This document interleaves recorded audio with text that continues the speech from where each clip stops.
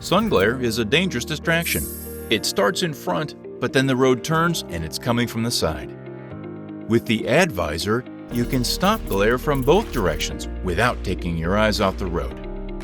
It provides two-direction sun protection, allowing you to block sun glare from both the front and the side, and it's as easy to use as your regular visor. Installation is simple.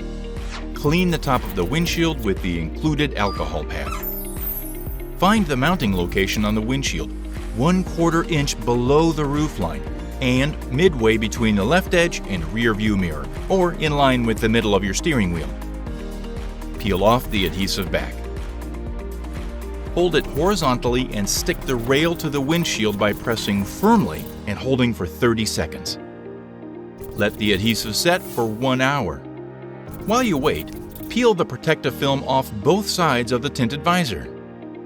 To connect the ADDVISOR, twist both cam locks open. Slide the ADDVISOR onto the mounting rail. Twist both cam locks closed to lock it in place. Now experience the comfort of two-direction sun protection on your drive. For more information, come to theaddvisor.com.